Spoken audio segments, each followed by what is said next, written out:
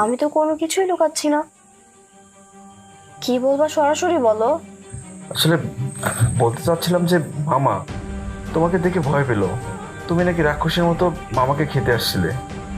আবার মা দেখলো যে তুমি নাকি চুলায় পাও ঢুকিয়ে রান্না করছো আগুন জ্বালিয়ে। তারপরে আমার ছোট বোন পুকুর পাড়ে গিয়ে দেখে কাঁচা মাছ পুকুর থেকে উঠিয়ে খেয়ে ফেলছো। আর বিভিন্ন সময় মাছ মাংস এভাবে হুটহাট করে তুমি খেয়ে ফেলছো। আচ্ছা ঘটনা কি, আমাকে সত্যিটা একটু বলবা? ওরা যা বলেছে সবই কি সত্যি? আরে অদ্ভুত তো, তুমিও আবার আমাকে রাক্ষসী ভাবতে শুরু করলা নাকি? আচ্ছা, তুমি তো সবসময় আমার সাথেই থাকো তাই না? তুমি কি কখনো নিজ চোখে এরকম কোনো কিছু দেখছো বলো? না, একই সাথে একই জিনিস তিনজন মানুষ কিভাবে দেখে? তিনজন মানুষই কি ভুল দেখছে?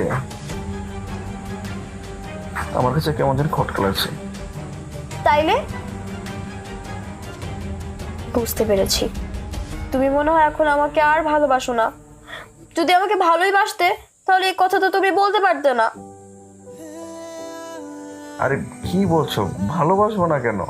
আচ্ছা বুঝতে পারছি, এবার আমার ভালোবাসা পরীক্ষা দিতে হবে।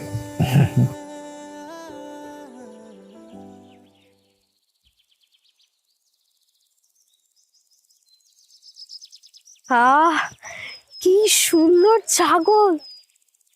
এদের তাজা মাংস আর টাটকা রক্ত যে কি মজা!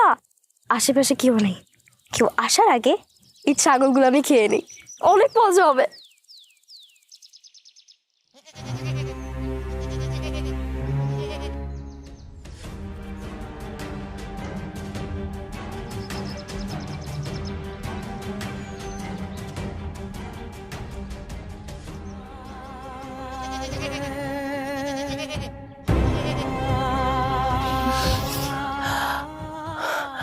এটা কে?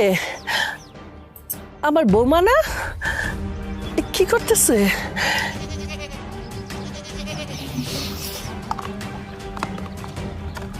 ছাগলগুলারে খাইয়া শেষ করে দিতেছে।